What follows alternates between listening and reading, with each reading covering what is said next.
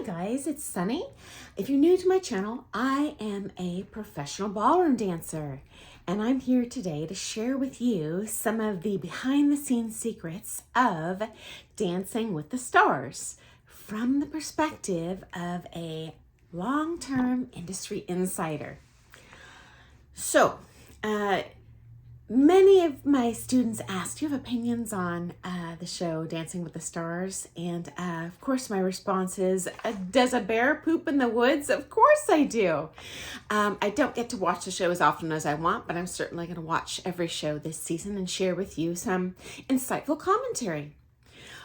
So the opening number on the season premiere is Levitating. Love this song. I really wish they would stop using I'll say canned music and just use the original track, but perhaps they couldn't get the artist's permission, or maybe that would cost too much, but I would love that because they actually have ramped up the music every season.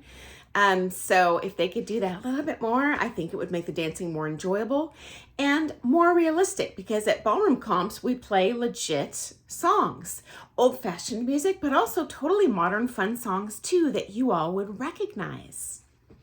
Okay. Our first couple on the floor is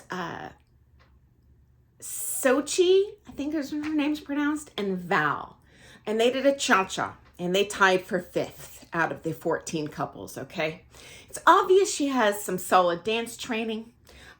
She has a good baseline for her level of experience on the show. She does have sloppy and incomplete top lines, but so do all the other dancers, especially in this first episode. They're just a little less experienced, so I would expect that. She has amazing flexibility and strength naturally.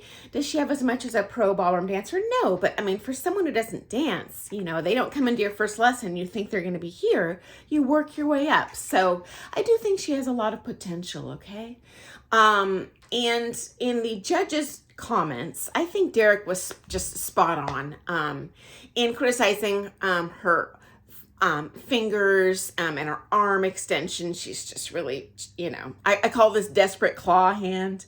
But anyway, that will get under control as the season progresses, I am sure. And Val's a popular pro. I'm sure they'll get votes. Okay. Second to the floor, we see Barry Williams and Peta. So you probably know Barry from Brady Bunch as Greg. So I came into this as a fan because I did watch that when I was a kid. They did a foxtrot and ended up placing 8th.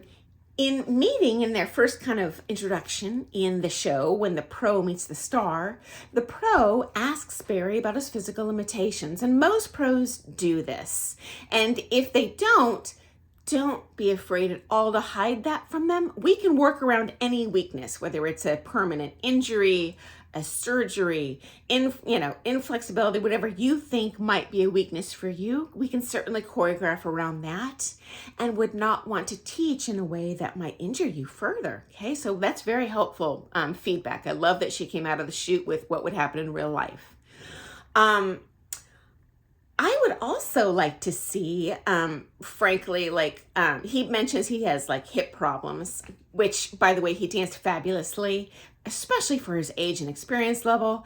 When he came out of the chute, I expected him to dance horribly. He actually did great.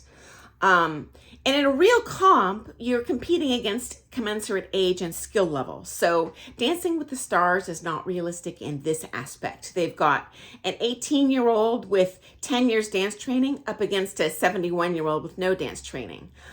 In my opinion, this is not fair. And more importantly, this is not accurate. This is not how real comps work. So you don't have to be worried about that if you're thinking about competing, okay? You will be up against kind of people coming from a similar background, okay? Don't be intimidated by that. Like everyone else, he had an out-of-control top line. Every single time, I'm telling you, Bruno is clueless.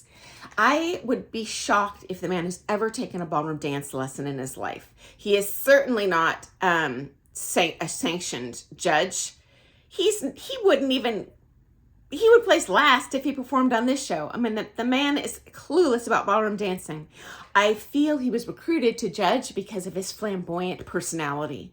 and clothing. So just making it for kind of visual appeal. And also the audience isn't aware of what real ballroom dancing is. So they actually believe this nonsense that comes out of his mouth.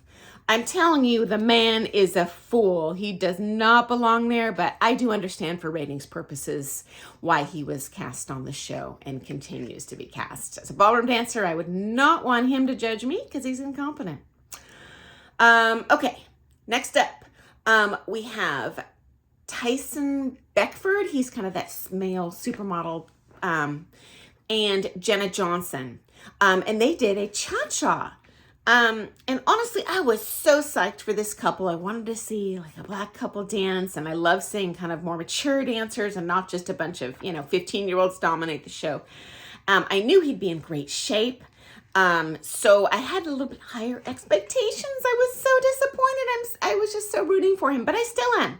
Plenty of time to recover as the season progresses. Okay, guys? They did this cha-cha. He does actually have a natural aptitude for, I'll call it booty shaking dancing, like you would do in a blues club, or kind of modern club, but not actual ballroom and Latin dancing. Now, fortunately on this show, they do allow you to pretty much do whatever the heck you want. And honestly, 90% of the time, the dances they are showing is just booty shaking and what I call flash and trash. It's not real figures. It would be disqualified in a legitimate competition. But I like that they do the flash and trash to emphasize their stars' strengths, because none of these stars come in as professional ballroom dancers. So I do see a benefit of that. And certainly the show has more visual appeal to non-dancers because they don't know whether they're doing ballroom or Latin. They just see kind of, oh, it's an end line and it looks cool. Yay, she dropped to the floor. But the reality is these flash and trash figures, as I call them, are much easier to execute than legitimate syllabus ballroom and Latin figures, particularly at speed, okay? They do play, in my opinion, some crummy songs that they've paired up with these couples. I actually loved Barry's Sunshine Days song from the show Brady Bunch, and they had the 70s costuming on, so that was actually endearing. But sometimes they'll play like a tango, and it's like a cha-cha song. Like, that's not even danceable. They would never do that at a legitimate real-life competition. Obviously, they're tailoring to what they can get the rights to play and what they think the viewers who are non-dancers, what will appeal to them and get them to continue watching. So I do understand why. I just don't like it, and I wanted to share with you that it's not realistic in terms of a real ballroom comp, okay? It does make it harder for me as a pro to choreograph when the music's jacked up. Overall, I felt the marks for these first three couples coming out of the shoot was really fair. Although, as stated, I feel it would be significantly more fair and more resembling real competition at a ballroom dance comp if they had age categories or even skill categories. For show purposes, I understand why they don't do that. And certainly the dancer's popularity contest comes into play if half the marks are generated from viewers calling in and voting, and they don't know what they're looking at. And I'm overall just thrilled that people are enjoying the show and it continues to thrive, not only in the United States, but across the world. So unfortunately, there's 14 couples coming out of the shoot in this premiere. So I'm gonna need to post another couple because I don't want to leave anyone out in my analysis. I know you all have your own favorites, and I would love to hear in the comments who your favorites were or least favorites and why. Whether you dance or not, I'd love to hear that. I'm super curious. So I'll see you soon. Bye.